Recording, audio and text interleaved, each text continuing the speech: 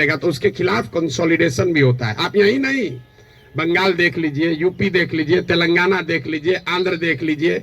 आंध्र प्रदेश में भी नायडू जीत कर आए, कंबक कम्युनिटी के हैं, उसकी जाति की संख्या 6% है। बगल में योगी जी हैं, राजपूतों की संख्या 4% है। उसके बगल में मध्य प्रदेश में यादव जी हैं, उनकी संख्या 5% से कम है। राजस्थान देख लीजिए, आप कहिए वो तो भाजपा का है, जितना रीजनल पार्टी है सबका उठाकर देख लीजिए, कहीं पर भी जिस जाति की संख्या सबसे ज्यादा है उसका नेता मुख्यमंत्री नहीं है। अब फिर यहाँ गलथेथाई का आदत है, कहेगा ना नीतीश तो पिछड़ा का नेता है। तो भाई अगर कोई नीतीश जी पिछड़ा का समीकरण गोलबंदी कर सकते हैं तो आप भी कर सकते हैं। आपको कौन रोका है? किसने रोका है कि कुशवाहा का जाति का कोई नहीं कर सकता है, या कोई ब्राह्मण नहीं कर सकता है, कोई राजपूत नहीं कर सकता है? भाई अगर कुर्मी समाज का आदमी कर सकता है तो कोई मुसहर भी कर सकता है, कोई कुशवाहा भी कर सकता है, कोई राजपूत भी कर सकता है। आप में वो क्षमता होनी चाहिए, वो प्रयास करने की का मादा होना चाहिए। जाति का भ्रम मत पालिए। और अंतिम बात, मान लीजिए एक बार कि आपको बात मान भी ले कि जाति बड़ा महत्वपूर्ण है, तो जिसको भी राजनीति के जरिए समाज का अगुवा बनना है उसके पास ये विकल्प नहीं है कि समाज में सब सुधर जाएगा तब हम आएंगे। सब आदमी कहता भैया करना तो चाहते हैं लेकिन बिहार में जातिवाद बड़ा है। अरे भाई, तो जब जातिवाद खत्म हो जाओगे तब राजनीति करने आओगे, तो ना जाति कभी खत्म होगा ना कभी आओगे। और अगर खत्म हो ही जाए, अगर भ्रष्टाचार खत्म हो जाए, जातिवाद खत्म हो जाए, बाहुबल खत्म हो जाए, तो आपके हमारे आने की जरूरत क्या है? जो खत्म किया है उसी को आगे रहना चाहिए। अरे आपकी हमारी जरूरत तभी तो है। राजनीतिक अगुवा जिसको बनना है उसको समाज की कमजोरी और उसकी ताकत के रहते हुए ही उसका अगुवाई करना है। आप उससे अलग नहीं हट सकते। किसी ने भ्रष्टाचार की बात कही, भ्रष्टाचार पर आपका क्या प्रोग्राम है? कोई प्रोग्राम नहीं। भ्रष्टाचार तब सुधरेगा जब आप और हम भ्रष्टाचार कम करेंगे। हम हर गांव में कहते हैं कि जिस गांव में हम 5000 गांव में पैदल गए, गांव में सबसे पहले हल्ला कौन करता है कि बड़ा भ्रष्टाचार है, मुखिया चोरी कर रहा है, नाली गली नहीं बना रहा है, राशन कार्ड में पैसा ले रहा है, इंदिरा आवास में 20,000 लग रहा है, दाखिल खारिज में 10-15 हजार रुपया लग रहा है।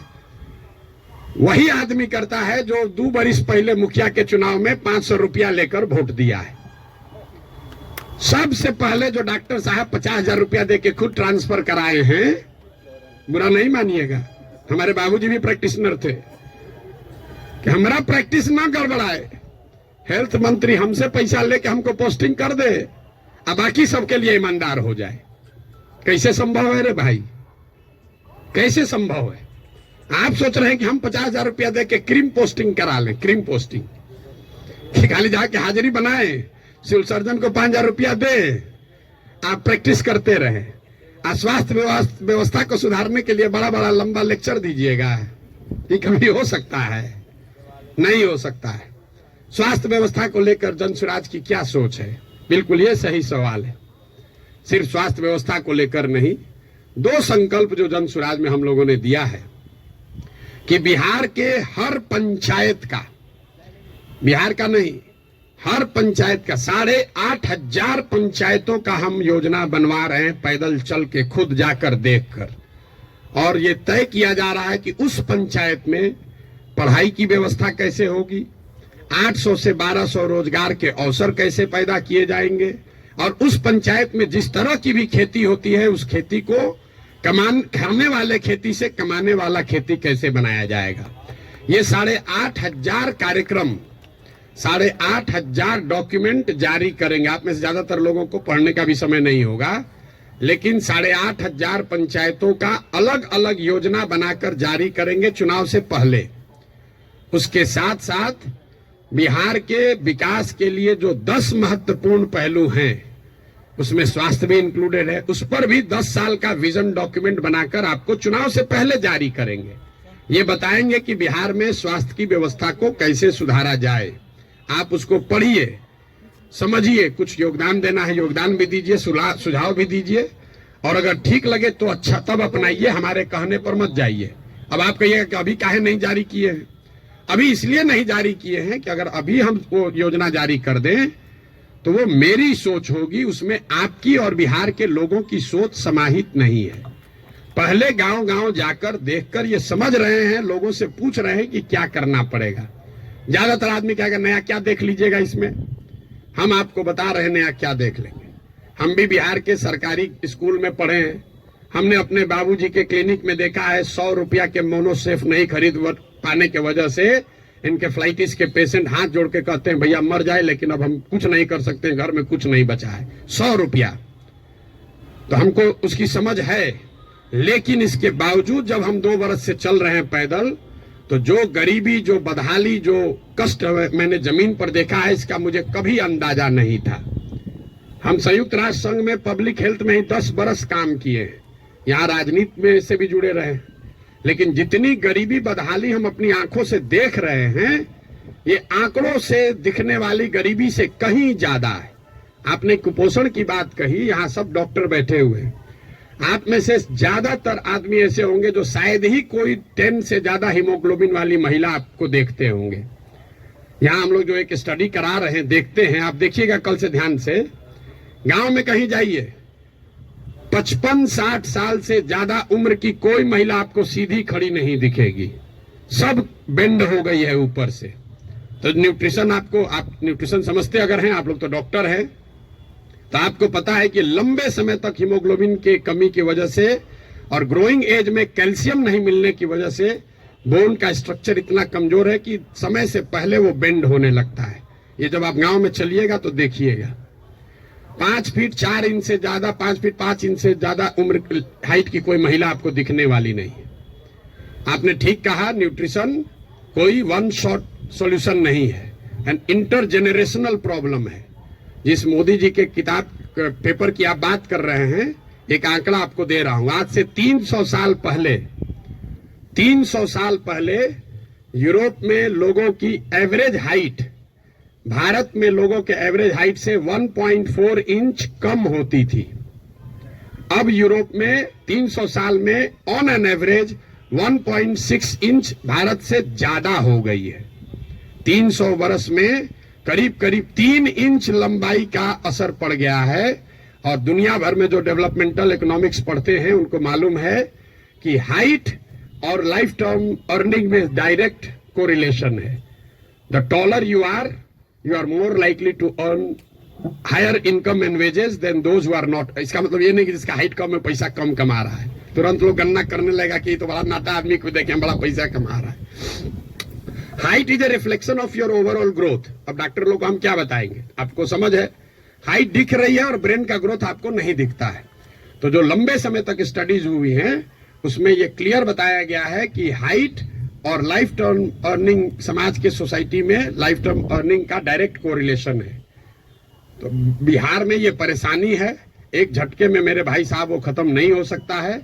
यहाँ किसी ने पर कैपिटा इनकम की बात की, बिहार में पर कैपिटा इनकम है 35,000 रुपया, देश में प्रति व्यक्ति आय है करीब करीब 1,34,000। बिहार का प्रति व्यक्ति आय है 35,000 रुपया सालाना। उसमें अगर पटना और बेगूसराय को हटा दीजिएगा तो ये प्रति व्यक्ति आय घट के हो जाएगा 22,000 रुपया। 22,000 को जरा 365 से डिवाइड कर दीजिए, देखिए कि दिन में कितना हुआ। 100 में 80 आदमी यहां दिन में 100 रुपया भी नहीं कमा रहा है। आप किस न्यूट्रिशन की बात करेंगे। मुझे एक लड़का मिला, उसको हम लोग कैंप में शाम में खाना खिलाते हैं, जो लड़के आते हैं, बहुत ज्यादा खा रहा था। तो उसको ऐसे बुला के पूछे, बेटा ये इतना रोज खाते हो? बोला सर आज तक जीवन में ऐसा हुआ ही नहीं कि हम खाना खत्म कर लिया और तसली में अभी चावल बाकी है।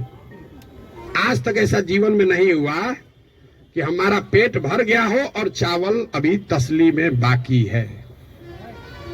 जो जितना खाना है उसी से पेट भरना है। आप न्यूट्रिशन की क्या बात करेंगे। इन बातों की चर्चा आपने ठीक कहा जनसुराज में नहीं करते। क्या करें, उसको जो सीधी बात बता रहे हैं कि 100 रुपया नहीं कमा रहे हो ये समझे में नहीं आ रहा है, तो उसको कैल्शियम और हेमोग्लोबिन का कमी बताएंगे तो उसको बुझाएगा। हमको उसको उस भाषा में समझाना है जो उसको समझ में आए। आप बहुत बड़े ज्ञानी हैं, आप व्यवस्था को सुधारना चाहते हैं, सुधारिएगा तब ना जब व्यवस्था में आइएगा। तो व्यवस्था में आने के लिए आपको उस भाषा का, उस विषय का, उस तरीके का इस्तेमाल करना है ताकि आप व्यवस्था में चुनकर आए, तभी तो ये बनेगी बात। किसी ने कहा आम आदमी पार्टी की तुलना, आपको एक पैसे भी समझ नहीं है कि जन सुराज क्या है और आम आदमी पार्टी क्या है। आम आदमी पार्टी आंदोलन से निकली हुई एक पॉलिटिकल व्यवस्था है और जन सुराज में प्रशांत किशोर का, जन सुराज का आंदोलनों में कोई यकीन नहीं है। हम रोज ये बात कम से कम 100 दफे कह चुके हैं। जन सुराज आंदोलन नहीं है, इसको जेपी के आंदोलन से कंपेयर मत कीजिए और इसको आम आदमी पार्टी के आंदोलन से कंपेयर मत कीजिए, क्योंकि आंदोलन है ही नहीं। क्यों नहीं है? हमको लोग आगे कहता है भैया आंदोलन कीजिए उससे बिहार सुधरेगा। मेरा आंदोलनों में कोई यकीन नहीं है, क्योंकि मानव सभ्यता का इतिहास आपको बताता है, पूरे दुनिया का, बिहार का, भारत का नहीं, पूरे दुनिया का मानव सभ्यता का इतिहास ये आपको बताएगा कि आज तक किसी भी आंदोलन से, फ्रांस की क्रांति को अगर आप अपवाद के तौर पर हटा दीजिए तो किसी भी रेवोल्यूशन से, आंदोलन से कभी समाज का भला नहीं हुआ है। आंदोलन और रेवोल्यूशन जो है वो किसी को सत्ता से हटा सकता है। वो तेज हथियार है जिससे आप बड़े से बड़े वृक्ष को काट सकते हैं, उससे आप नए समाज का निर्माण नहीं कर सकते। भाई साहब खड़ा होकर जेपी का आंदोलन का एक उदाहरण दे रहे थे। मेरे भाई, जेपी का आंदोलन कहां कहा गया है? आप तो जेपी के आंदोलन में शायद जुड़े हुए हैं, आपने दावा किया। जेपी के आंदोलन में कहां कहा गया है कि बिहार को सुधारा जाएगा? जेपी के आंदोलन का नारा था संपूर्ण क्रांति, इंदिरा गांधी को हटाओ। तो उस आंदोलन की, क्रांति की इतनी ताकत थी, इंदिरा गांधी को हटा दिए। नया व्यवस्था बनाने की बात कहां कही गई थी? अरविंद केजरीवाल या आम आदमी पार्टी ने नई व्यवस्था की बात कहां कही? उन्होंने कहा भ्रष्टाचार हटाओ। हम तो नहीं कह रहे भ्रष्टाचार हटाओ, क्योंकि दुनिया में कहीं इसका कोई प्रमाण नहीं है कि कोई एक कानून बनाकर आप भ्रष्टाचार खत्म कर देंगे। ये तो सतत प्रक्रिया है। जिन देशों ने भ्रष्टाचार पर अंकुश लगाया है, दुनिया में सबसे ईमानदार देश कौन है? जो स्कैंडिनेवियन कंट्रीज हैं, फिनलैंड, स्वीडन, नॉर्वे, डेनमार्क, वहां जाइएगा, वहां करप्शन मिनिमम है। आप जाकर उसका अध्ययन कीजिए कि वहां कैसे करप्शन कम हुआ। वहां अरविंद केजरीवाल थोड़े पैदा हुए थे, वहां जन्म लोकपाल करके कोई विधायक नहीं पारित हुआ। वहां भ्रष्टाचार 4 तरीके से कम हुआ है। पहला, समाज में ये जागृति बनी लंबे समय में कि अच्छे और स्वच्छ लोगों का चुनाव करो, मतलब इलेक्टोरल प्रोसेस को जहां तक हो सके उसको स्वच्छ बनाया गया। आप में से कुछ लोग सोशल मीडिया पर अभी देखे होंगे, नीदरलैंड्स का प्रधानमंत्री अभी आज से करीब 2 हफ्ते पहले 12 बरस प्रधानमंत्री रहने के बाद हटा है, तो वो साइकिल से अपने घर से अकेले निकल रहा है। तो वहां की समाज ने ये व्यवस्था बनाई कि स्वच्छ लोग स्वच्छ तरीके से वोट करें, स्वच्छ लोगों को चुने। दूसरा उन्होंने क्या किया? उन्होंने बहुत बड़े स्तर पर जन भागीदारी, लोकतंत्र को समाज में उतारा। सिर्फ सरकार चुनने की व्यवस्था को लोकतंत्र नहीं बनाया, जो सरकार के नीतिगत फैसले हैं उसमें समाज की भागीदारी करी। और चौथा, बहुत बड़े स्तर पर टेक्नोलॉजी का इस्तेमाल हुआ है। आप लोग जितने लोग आए हैं, ज्यादातर लोग नल जल योजना के बारे में सुने समझे होंगे, बहुत यहाँ ब्यूरोक्रेट लोग भी बैठे हुए हैं। नल जल योजना में अभी तक सरकार यही चक्कर में बहस में पड़ी है कि वहां चल रहा है कि नहीं चल रहा है। 25,000 करोड़ रुपया खर्चा हो गया। उसी सरकार में स्मार्ट मीटर लगाकर लोगों को यह पता है कि बिजली कितना कंज्यूम हो रहा है, लेकिन नल जल में अगर स्मार्ट मीटर लगाया होता तो कम से कम इतना तो पता चलता कि जो पानी चल रहा है कि नहीं चल रहा है। 25,000 करोड़ रुपया खर्चा कर दिया, लेकिन पानी को निकलने, मापने, उस पर बिल करने का कोई टेक्नोलॉजिकल सॉल्यूशन नहीं ढूंढा।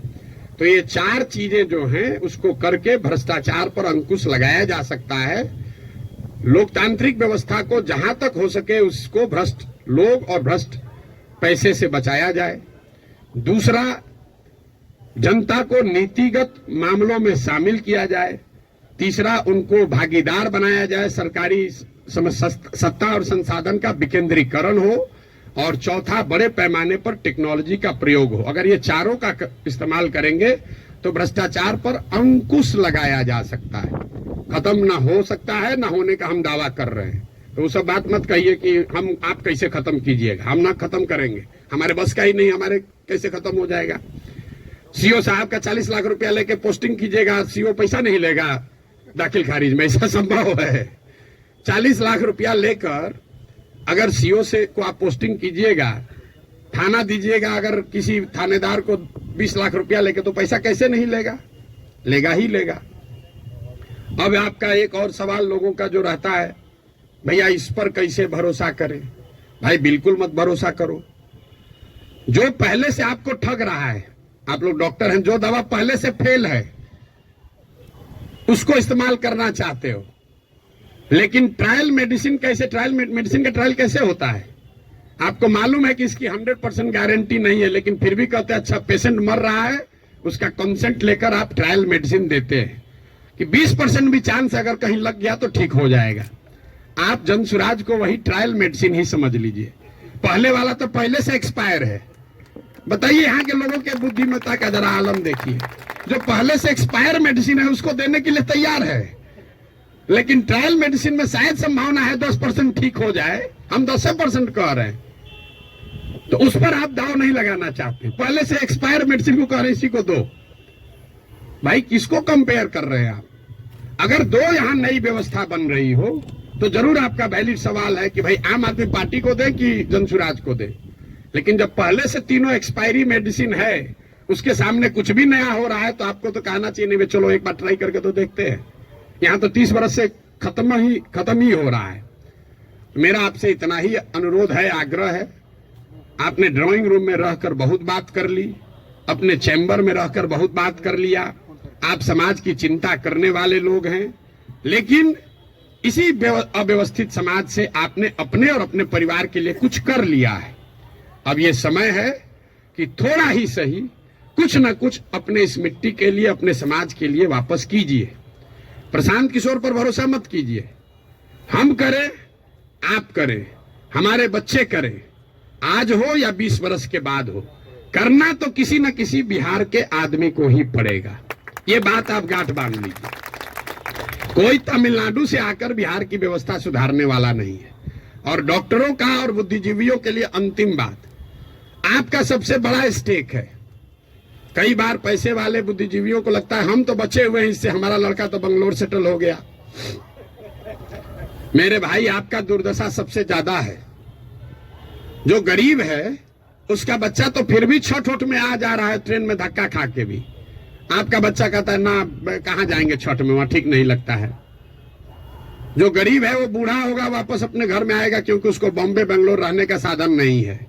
लेकिन आपके बच्चे जिसके लिए आप अभी 18 घंटा काम कर रहे हैं, जैसे हमारे बाबूजी किए, आपके बच्चे बिहार वापस लौट कर आने वाले नहीं है। अगर जहाज डूबेगा तो उसमें बैठा हुआ हर व्यक्ति डूबेगा। हमारे बाबूजी भी 12 घंटा, कभी संडे को भी छुट्टी नहीं लिए, रात दिन लगे रहे, घर बना रहे हैं। हमारा बेटा रहेगा यहाँ, हमारा पतोह रहेगा यहाँ, हमारा लिविंग रूम रहेगा। आज ही कोई आदमी आया था, भैया 4 बरस से आप घर नहीं गए, वहां बक्सर मेरा घर है, सासाराम में भी घर है, 4 बरस से वहां कोई दिया बत्ती जलाने वाला भी नहीं है। और हम तो 4 बरस से छोड़े, हमारा लड़का अगले 40 बरस नहीं आएगा, चाहे हम में जितना। ये देखिए जिसका घर है, इनके बच्चे यहाँ नहीं है। इतना बड़ा बनाए हैं पटना में, इससे बड़ी प्रॉपर्टी पटना में नहीं होगी प्राइवेट। इनके बच्चे भी यहाँ नहीं है। अगर बिहार में वो व्यवस्था होती तो इस घर को बनाने वाले लोग भी यहाँ रहते। इस घर का ये बहुत बड़ा एग्जाम्पल है। अब देखिए इसकी दशा, जब इनके बच्चे यहाँ आकर नहीं रह रहे हैं, तो आप जो अपना मेहनत कर रहे हैं बेगूसराय में, मुजफ्फरपुर में, औराई में, कटिहार में, मेरे भाई कुछ नहीं बचेगा। इसलिए आपकी हमारी जिम्मेवारी है कि समाज को बनाइए, खड़ा कीजिए। अगर वहां अच्छा स्कूल खुल गया है तो आपका बच्चा आपके साथ रह के पढ़ रहा है। अगर यहाँ अच्छी व्यवस्था हो जाएगी तो शायद आपका बच्चा आपके साथ नौकरी करते हुए बिहार में रहेगा, वरना जड़ ही खत्म हो जाएगा। हम गांव में चलते हैं, देखते हैं जितने बड़े घर पुराने बने हैं सब करीब करीब भूत बंगला बन गया है, ढह कर खंडहर हो गया है। तो ये प्रबुद्धों को समझने सोचने का समय है। एक अवसर अगर मिला है, आपके पास जो भी क्षमता है, जिस तरीके से भी, कुछ नहीं है, आप कम से कम मन से आशीर्वाद तो दीजिए। सवाल क्या कर रहे हैं? आपको कोई कहता सवाल करने, हमको कोई दिक्कत नहीं, दिन भर आप सवाल कीजिए, हम तो दिन रात यही काम करते हैं। लेकिन सवाल करके आप किसी का भला नहीं कर रहे हैं, आप अपना ही नुकसान कर रहे हैं। अरे कुछ नहीं कीजिए, कम से कम कुछ अच्छा हो रहा है उसके समर्थन में एक आवाज तो लगाइए। वो भी नहीं कर सकते हैं, गुड विशेष आशीर्वाद तो दे सकते हैं। आपसे तो कोई पैसा मांगा नहीं, वोट तो देने आप जाइएगा नहीं ऐसे भी वोट देने तो ऐसे भी नहीं जाइएगा। आपका वोट है कहाँ? आप अपने को जबरदस्ती बैठाए हुए हैं एवरेस्ट पर। आपको पूछ कौन रहा है? आपको पूछ कोई नहीं रहा है। तो अपने आप को रेलेवेंट बनाइए ताकि आपके आने वाली पीढ़ी इस जमीन से जुड़ी रहे। आप जिस काम को करने के लिए अपना अभी जीवन खपा रहे हैं, आपके पास 1 मिनट नहीं है कि सांस भी ले। जो चीज बना रहे हैं उसको भोगने वाला, उसका उपयोग करने वाला कोई नहीं बिहार में बचेगा आपका अपना, अगर आप बिहार की व्यवस्था को सुधारने के लिए कुछ न कुछ न करें। और ये आपकी हमारी मौतिक, नैतिक और मौलिक जिम्मेवारी भी है कि अगर भगवान ने हम लोगों के लिए अच्छा कुछ कर दिया है तो हम लोग की जिम्मेवारी है कुछ वापस हम लोग वापस इस समाज को दें। अब आपका और कोई सवाल है तो कर लीजिए। बहुत बहुत धन्यवाद।